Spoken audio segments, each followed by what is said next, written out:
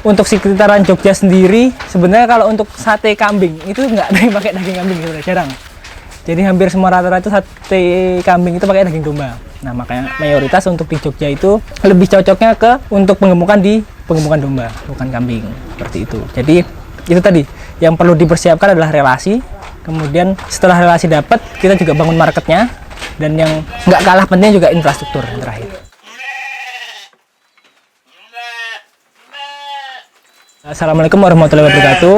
Perkenalkan, nama saya Heru Wijaya, salah satu owner dari Triaksa Farm. Untuk Triaksa Farm sendiri itu beralamatkan di Jingin, Margomulyo, Saigan, Sleman, Yogyakarta. Untuk Triaksa Farm sendiri ini adalah fokusnya kita di peternakan domba, di penggemukan, dan kita juga sampai ke pemotongan hewan ternak. Dulu awal mulanya kita kan lulus dari peternakan UGM itu 2020. Kemudian setelah lulus itu langsung COVID, pandemi. Pada saat itu sebenarnya kita udah punya pekerjaan masing-masing. Cuman pada saat itu karena dianggap monoton pekerjaan cuman dari rumah, kemudian ya aktivitas juga terbatas. Pada saat itu kita iseng ngopi. Kita waktu itu sedang di warung kopi, kita ngobrol ngalor ngidul seperti anak muda pada kebanyakannya. Nah, pada sampai di titik pembicaraan itu kita agak sedikit menyinggung tentang kok banyak sarjana peternakan yang nggak kerja di bidang peternakan, kadang malah kerjanya di bank atau di perusahaan-perusahaan lain yang nggak ada hubungannya dengan peternakan. Pada saat itu kita iseng, yuk coba kita sebagai alumni peternakan kita mau mencoba usaha di bidang peternakan. Nah pada saat itu kita sempat diskusi juga kalau kita mau buka peternakan sapi, yang jelas modalnya juga lumayan besar. Kemudian kedua, kalau kita mau buka unggas itu mungkin resikonya juga lumayan besar. Nah, kita mencari yang resikonya mungkin agak sedikit bisa ditekan. Yaudah, kita mau coba tentang bisnis di penggemukan domba. Nah, pada saat itu kita juga masih ibaratnya masih nggak punya pengalaman banyak tentang di domba ini sendiri. Mulai dari pemasaran, kita harus cari bibit ini dari mana. Tapi ya dengan tekad ya Bismillah, kita mencoba untuk kita beranikan diri, kita mau buka farm di penggemukan domba seperti itu. Jujur untuk modal kita dulu per orang hanya patungan 5 juta mas. Jadi kita modal awal itu cuman punya 15 juta. Kita harus berputar otak gimana caranya dengan uang yang ada kita bisa punya farm. Nah pada saat itu kita sempat ditawari kerjasama sama dosen. Jadi ada dosen dari peternakan UGM mau menawarkan untuk kerjasama. Kebetulan dosennya itu juga fokusnya di penggemukan domba. Pada saat itu kita sudah ngobrol, kita sudah diskusi. Tapi emang walau alam memang belum berjodoh sama dosennya. Akhirnya kita memutuskan untuk jalan sendiri. Nah dengan modal yang ada kita berpikir kalau kita bangun kandang dulu kayaknya nggak mungkin dengan modal seperti itu. Dan akhirnya kita coba keliling, itu alhamdulillah ada kandang kosong. Kemudian kita coba sewa. Alhamdulillah di situ kita bisa sewa. Pertama kan untuk penggemukan domba itu sendiri kita targetnya cuma di 60 hari. Pada saat itu kita langsung sewa 2 bulan. Awal kita sewa itu cuma melihara 20 ekor. Jadi mulai dari makanin, terus dari treatment dan lain sebagainya itu semua kita handle sendiri. Kita belum punya yang namanya anak kandang. Belum ada yang bisa bantu kita pada saat itu dengan modal yang terbatas juga. Akhirnya semua kita garap sendiri lah ibaratnya. Kita bareng-bareng bertiga mulai dari ngasih pakan pagi, siang, sore, terus malam kita ngecek, itu kita garap sendiri semua. Kandang juga sewa dengan modal yang terbatas tadi. Alhamdulillah setelah waktunya panen kita dapat masalah lagi sebenarnya. Masalahnya adalah kita sudah punya domba, udah siap panen, tapi kita nggak tahu jual di mana. Nah, kita jualnya di mana itu kita ini kalau terus-terusan gini nanti kos pakannya juga terus berjalan, sedangkan modal kita juga nggak banyak. Alhamdulillah tetap setiap masalah itu pasti ada solusinya, Mas.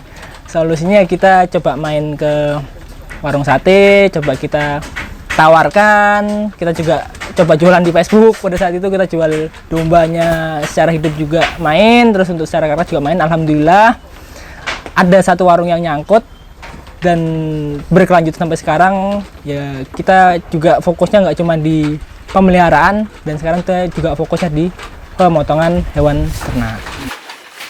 ketika ada orang awam ingin coba beternak di, apalagi khusus di domba ya, yang jelas perencanaan itu tetap harus matang dari segi market, kemudian dari segi infrastruktur kandang contohnya, kemudian dari segi supplier, karena kita nggak bisa atau untuk mencari bakalan yang akan atau yang kita pelihara itu untuk mungkin skalanya 20 atau 30 ekor itu juga agak berat sebenarnya kalau kita cari di peternak. Nah, maka dari itu kita harus membangun relasi, itu cukup penting untuk di awal.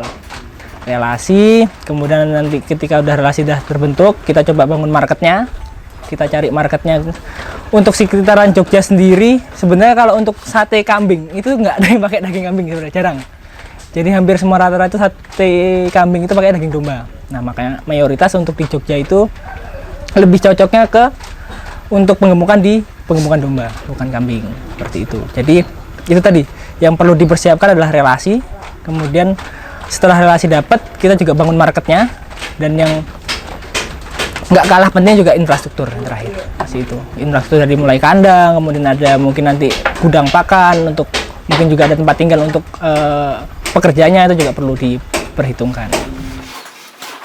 Untuk tantangan awalnya yang jelas kita saat ini pun kita juga agak sedikit kesulitan di supplier bakalan, supplier dombanya sendiri yang akan kita gemukkan. Itu menjadi tantangan tersendiri karena banyak orang yang pengennya usaha itu di penggemukan, tapi jarang ada orang yang berpikir di usaha breeding untuk pengembang biakannya. Karena emang untuk di breeding itu sendiri bisa saya bilang risikonya cukup tinggi. Risikonya cukup tinggi, kemudian untuk perputaran ekonominya juga lumayan lama. Jadi banyak orang yang berpikiran ingin perputaran ekonominya cepat, pasti larinya ke pengemukan domba. Nah, itu yang menjadi tantangan saat ini. Kemudian sempat beberapa waktu lalu itu kan ada sedikit isu tentang daging beku domba dari impor. Nah, itu juga pasti akan mempengaruhi supply demand-nya di sini. Jadi banyak yang mulai mencoba untuk menggunakan karkas beku tadi dari impor dari luar. Untuk dari segi harga emang impor jauh lebih murah. Cuman bagaimana kita untuk memecahkan masalah itu tadi, nanti pasti setiap farm, setiap orang punya solusinya masing-masing, punya caranya masing-masing untuk itu. Yang penting kita tetap harus jaga kualitas tadi, dari segi karkasnya, dari segi dagingnya, dari segi perlemakan, itu juga harus kita jaga untuk mengatasi solusi dari daging impor tadi. Seperti itu. Untuk garis besarnya di usaha domba itu sendiri ada dua, ada breeding dan ada fattening. Itu untuk garis besarnya. Kalau untuk di breeding itu tadi yang saya singgung adalah karena untuk pengembang biakan, jelas kan untuk waktu kawinnya sendiri itu butuh waktu. Nanti ketika dia bunting pun juga butuh waktu sekitar 6 bulan. Kemudian setelah bunting itu menunggu untuk lepas sapi itu sekitar 3 bulan. Nah, setelah itu baru boleh dikawinkan lagi. Nah, jadi kan itu perputaran agak lama.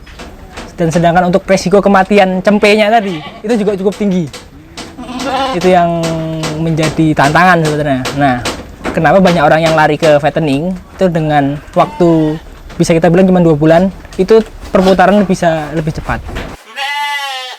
Untuk kebutuhan sebenarnya sangat besar, Mas.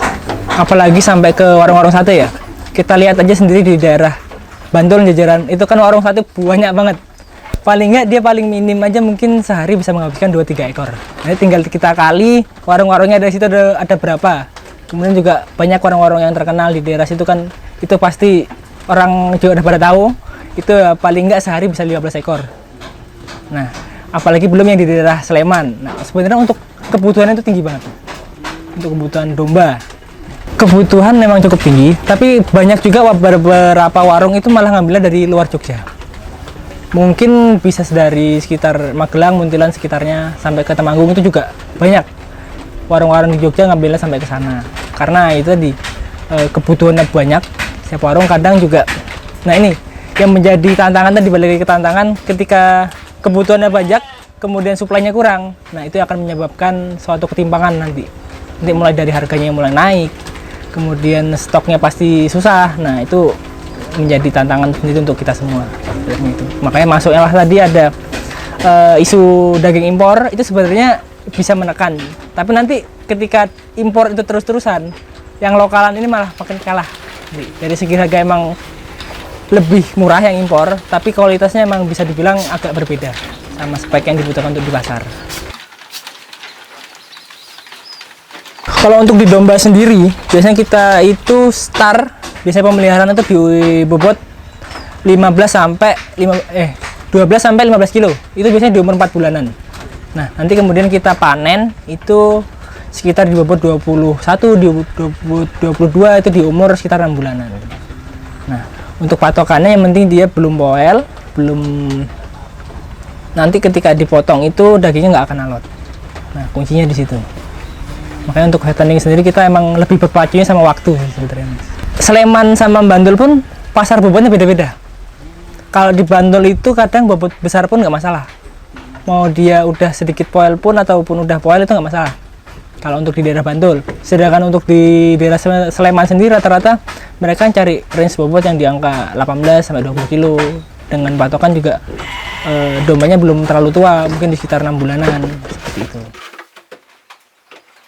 Kalau namanya berbisnis atau berusaha, apalagi dengan makhluk hidup ya Mas ya, itu pasti resikonya adalah kematian.